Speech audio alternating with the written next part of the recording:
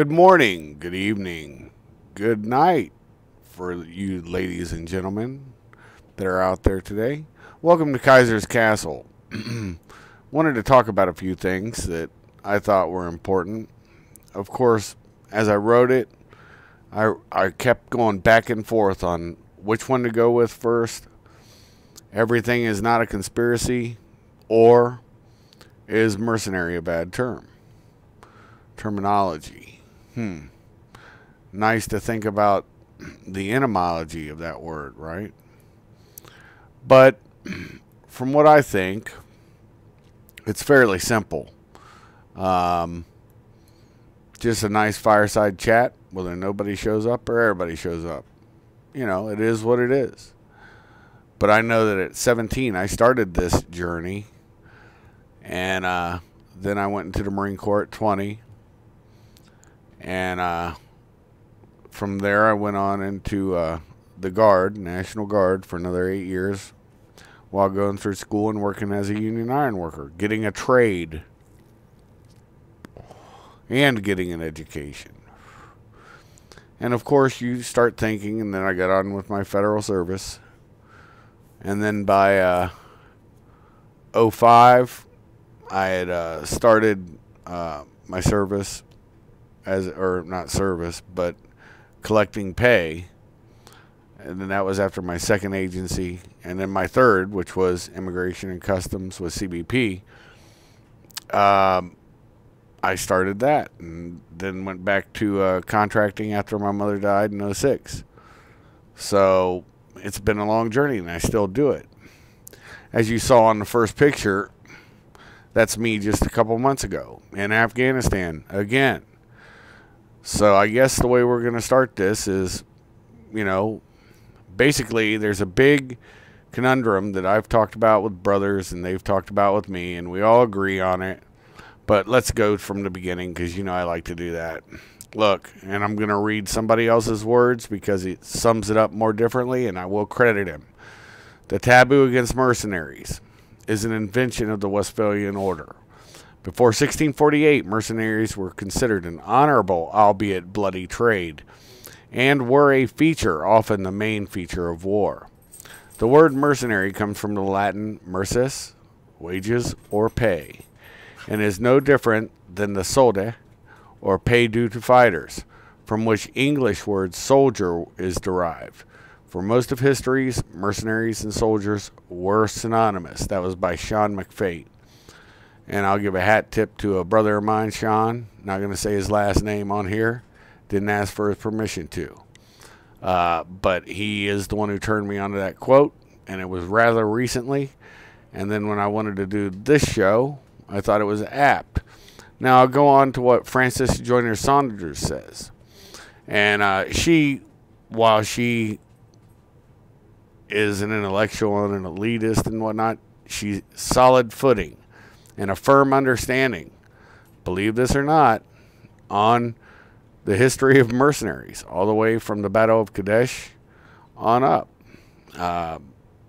Certain documentary I'm in, she's in. And so you can see this stuff. I mean, it's no joke. There was stuff out there going on. Well, anyways, here's my take. When I write my tax forms, to be very honest with you, you know what I put on there? I put on private soldier. Private soldier.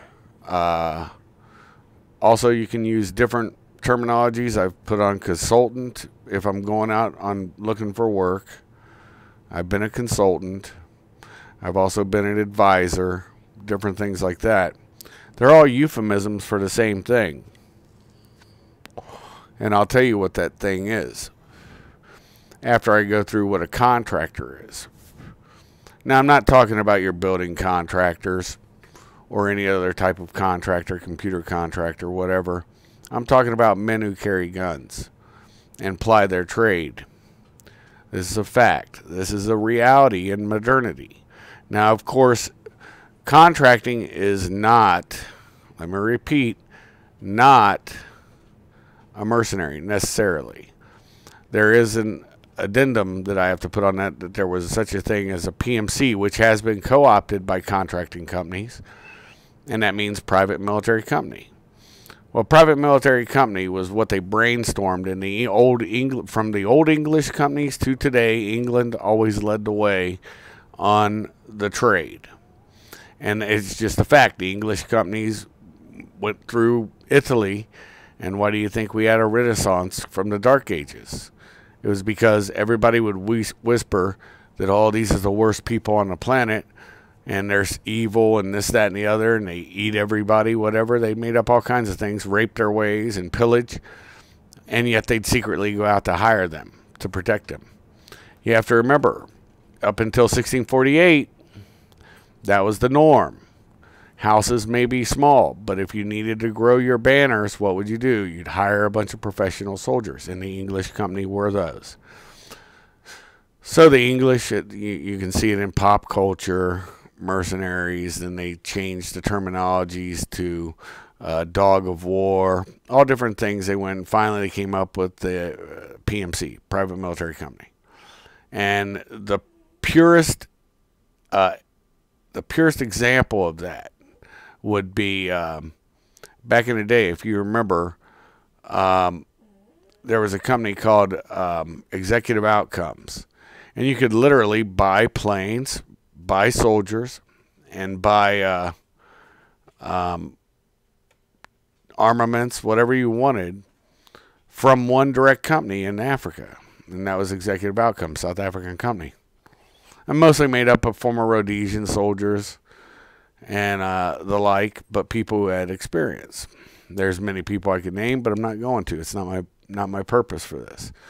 My purpose is to say, so now you have in modernity, they started calling stuff PMCs. Well, then you would have to put in companies that were, well, when it first started, it wasn't really even a company, but everybody has heard about Blackwater. Well, when Blackwater first started in Minot, all it was a bunch of sills getting together with another sill. He bought the property. He happened to be a rich man.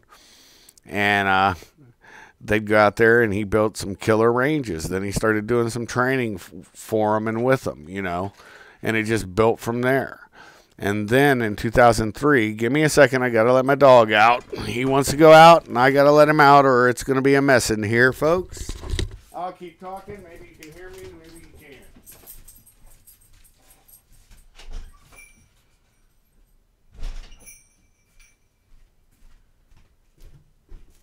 So when Eric Prince got the first no-bid contract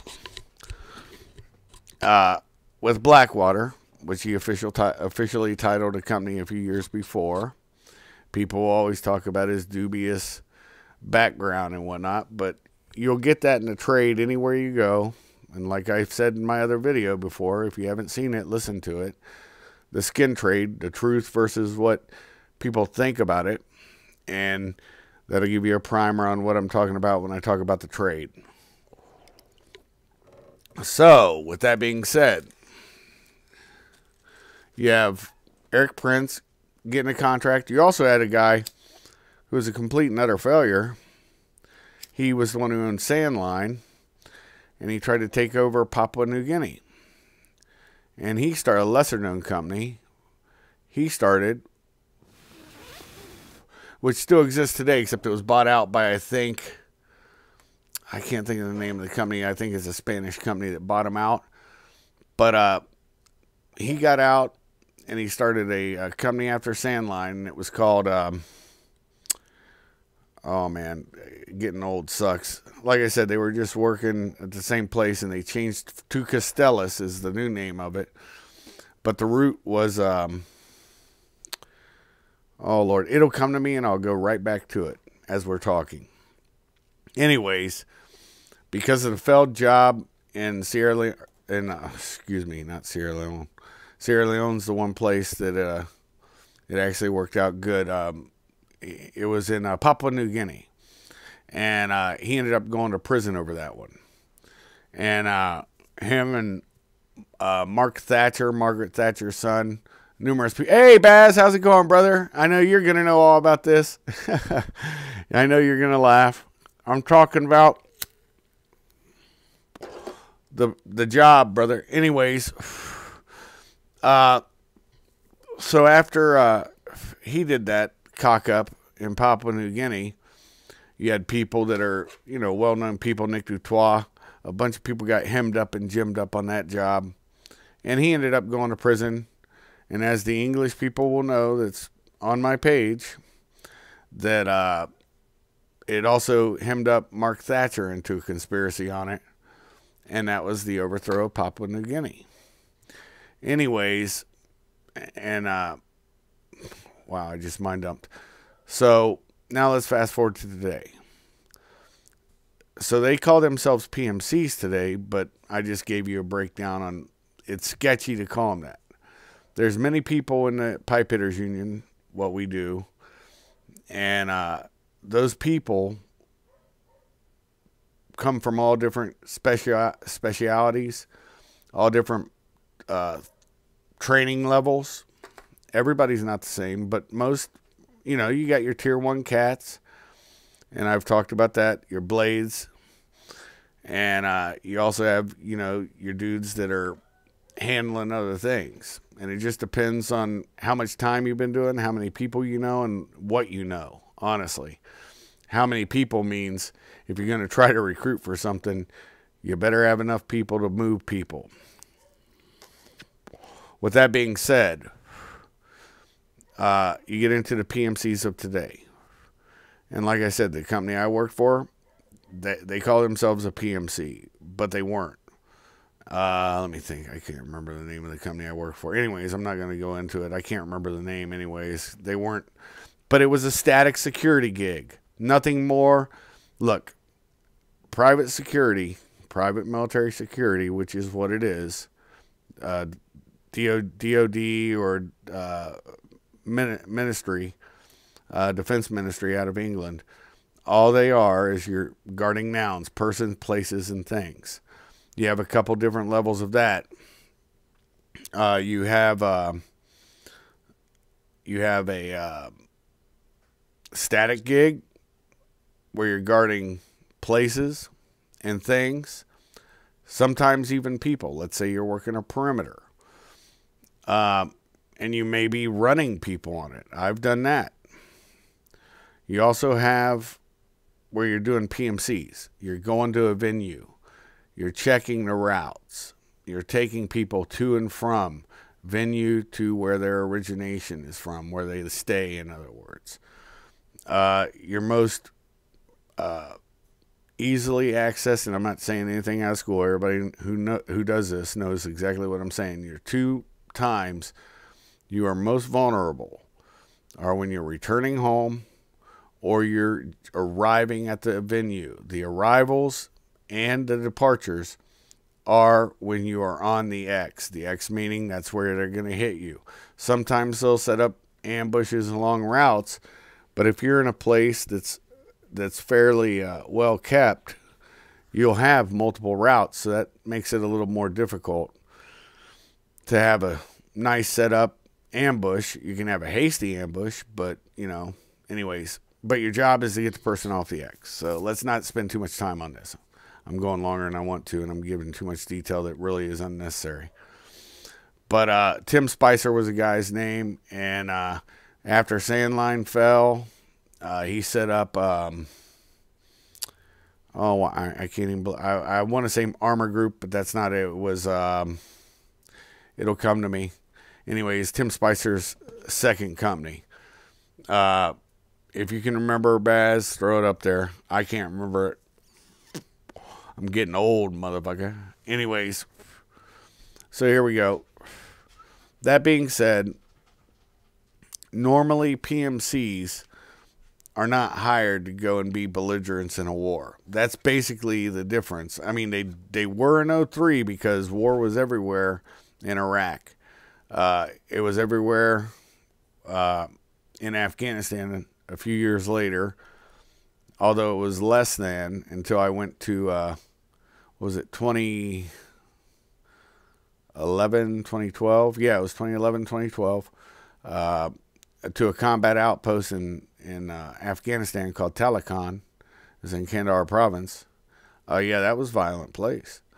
But other than that, you know, it's like I said before in other videos, 99.9% is absolute boredom, except for the jokes you and your brothers tell, that you guys are talking about, that you're sharing stories, whatever, you know, it's just fun times.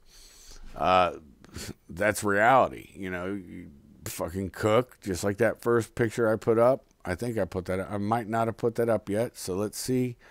Yeah, I'll put this up. This is me cooking, chilling in, that was at Combat Outpost, actually. Wearing the old Sword Point 9 shirt that a buddy of mine designed. Anyways, don't want to get into that. But, so we were, you know, this is what the realities of it is. And how I'm going to link that to what I'm going to talk about, everything is not a conspiracy. And then I put in quotes. Yeah, Spicer had part stake in executive outcomes.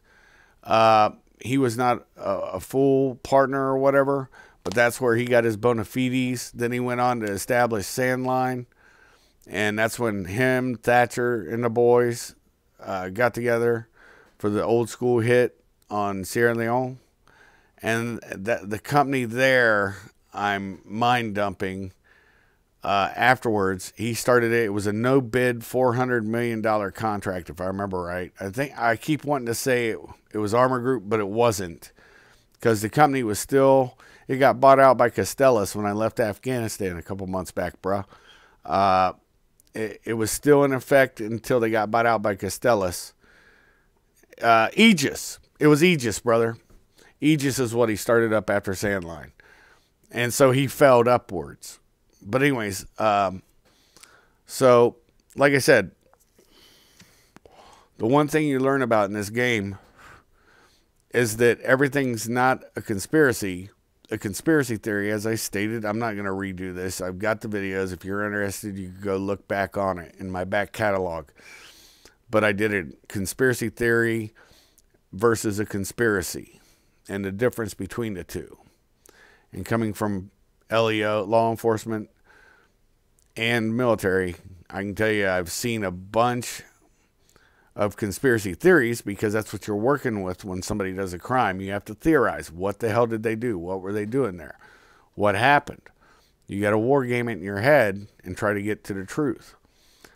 You got to find that grain of truth, because every conspiracy theory or every conspiracy has a grain of truth somewhere in it. And once you find that grain of truth, you're going to find out, yep, it was post-Sandline, brother, that Aegis was formed. That's right. And then Castellas bought him out.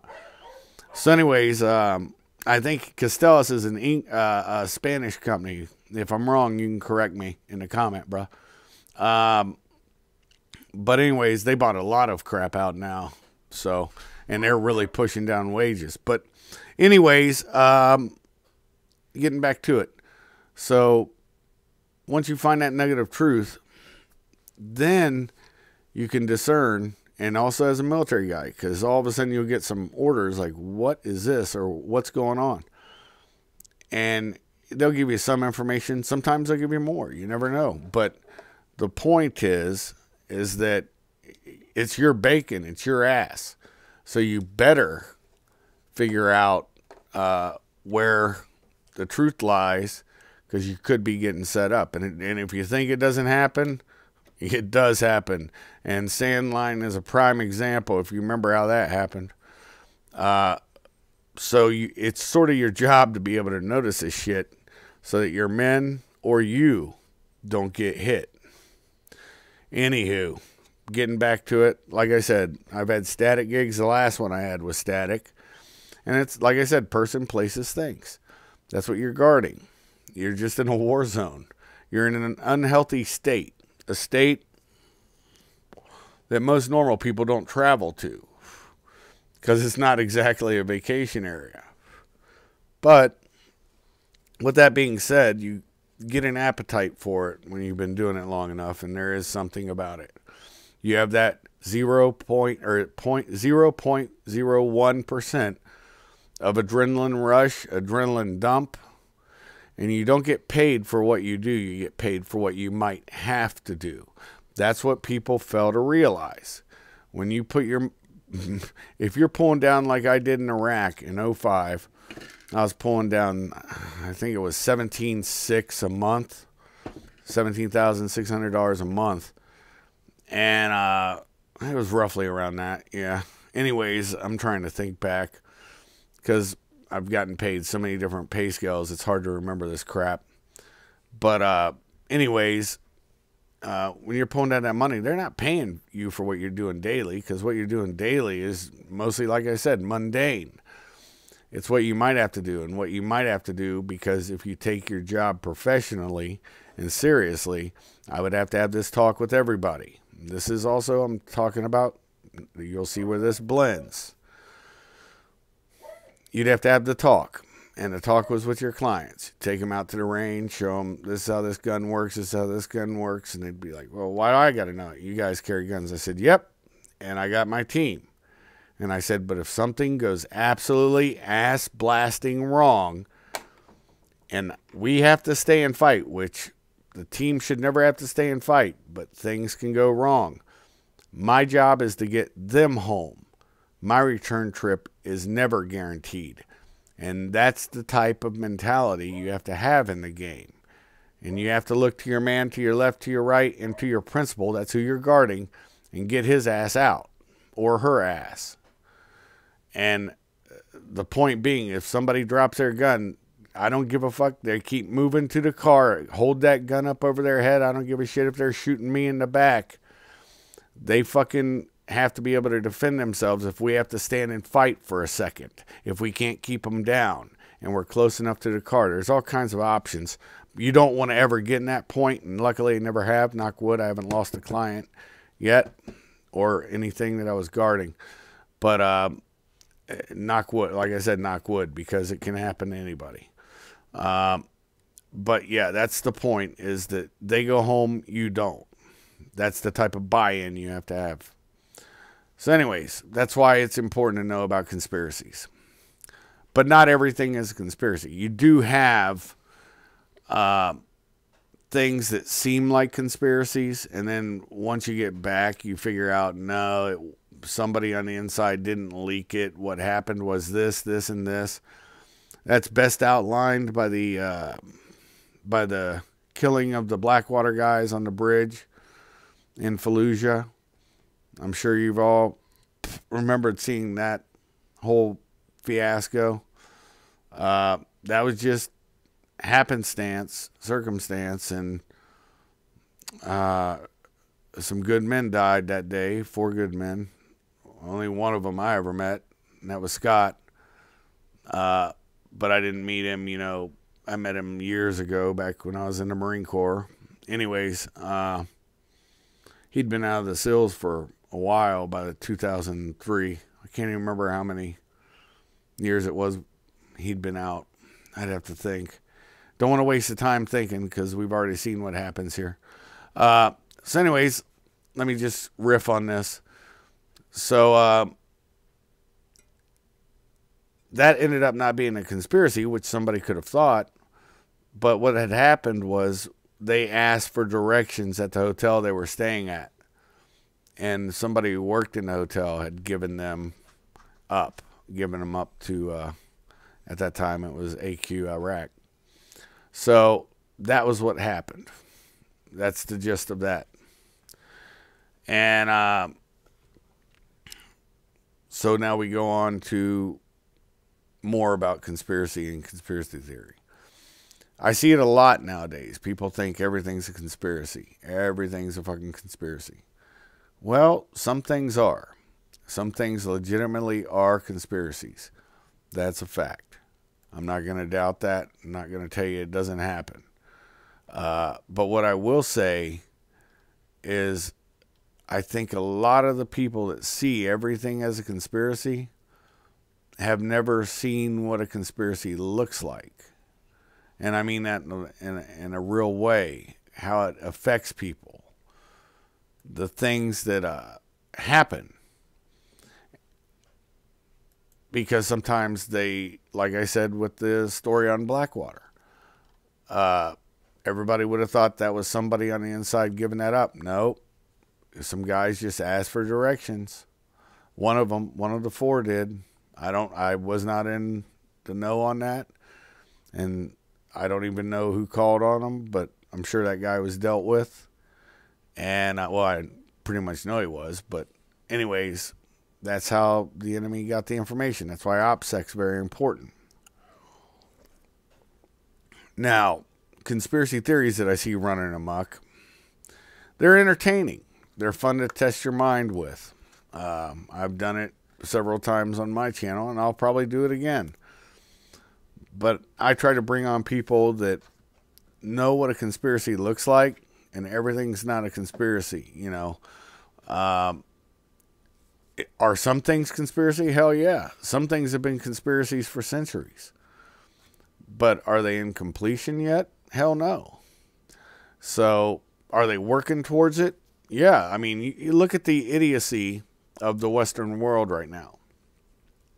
If it wasn't for the cultural Marxists starting out in both Cambridge and here in America, it was, oh,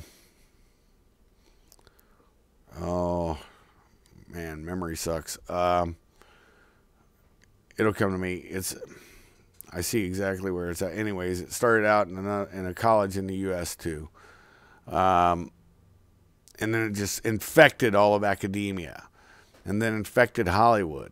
And so the propaganda that we in the business know of, it's black propaganda is what it's called. It's when you're trying to undermine your enemy. And it got that name because the British used it to go against the IRA. And that's what the Blades called it back then. They were putting out black propaganda. And that's where you make, you know, your enemy look worse than they are. And that's what you get with this social signaling, this safe place, this whole entire victimhood culture. And it was pushed out by the cultural Marxists because they've made certain people feel that America is not worth anything, i.e. much less defending. And of course you have to negate the men too. Because the men, if you don't negate them, they're the only ones that will really fight back and push back against this. And they know this. Women don't have the strength. And the funny thing is, all these social justice moralists, and that's what I like to call them because it is a religion to them, all they want to do is push like trans this, trans that, and now their ass hurt because they're getting their hands given to them, or their asses given to their hands by male athletes that say they're trans. Shit. I'm overweight and out of shape at this point after a couple months sitting on my ass out of work waiting for my next gig. And I'd love to fucking go and say I was a trans and go against some woman doing anything. It doesn't matter. They don't have the same muscular skeletal system that men do. And there's a reason why you had male and female sports, period. You know, to deny that. And so you're seeing a rift because cultural Marxism, when it was sold to the West, it completely, it gives you BS that you have to believe and you have to be inculcated, and it is a religion. And so the whole social justice thing is falling apart. I find it funny at this point because at some point reality is going to smack you in the face like a wet dick. And they're just going to know that they were fucking played. That's a fact. So like I said earlier, all these conspiracies and conspiracy theories, you'll see them out there. And look, here's the only advice I can give you on them. Unless you know something and you know a trusted person that you get info from, and I mean you really trust them, don't go too far out on the edge on any of them. Another thing I'll tell you, this Q thing that's arisen. I know for a fact that its beginning, it was real. It was real dudes giving real info. I can tell you about 9 months ago, maybe 12, but it's in between that time. It was completely co-opted. So you Q-bots out there, sorry to tell you, It started out good. Notice it's not so good so much now, except stick to the plan. So that's my 2 cents on that. You believe it or not. But always check me out. Don't believe what I say. Research what I say. Take your own decisions, folks. I'm not here to give you any decision to take. Your decision has to be that you go and find out what you believe, what you research. I'm just sort of connecting dots that you might find interesting. Well, with that being said, you guys all know I've liked to keep these under 30 minutes, and I've gone over it unless I'm interviewing somebody. But this one went on a little long just because I had a little bit of good banter with a brother. And I always enjoy seeing people I know pop up in the chats. That's, like I said, I try to be interactive on here. That's why I do this, folks. I do it, I don't know, probably for myself and probably for you to maybe learn something or maybe laugh and joke at me. I don't give a shit. You know, I'm an old troll. You troll the fuck out of me. I don't care. I'll laugh. But anywho, you know, I always close out. First song what I've been doing lately is Axion Ghost, It's Game Time. And I'm going to close out with Inside Enemy Headquarters. It's the one I always use, and the links are in the description, as well as my Subscribe Star. And also, it's like Patreon, but it's Subscribe Star. And also like, comment, and share. And if you don't like it, hit the don't like thing too. Let me know. Make a comment. How can I make the channel any better? Maybe by having a better memory, right? That would probably be a good start. Well, we'll figure that one out later, though. Because at this time, I'd like to thank you for stopping by Kaisers Kastle. There's plenty of room always on my big orange seat. My big orange couch. You guys have a nice coffee, a tea. Open up a libation of beer or whatever. And just chill out. And we'll have a conversation next time also. With that being said, Shuff out.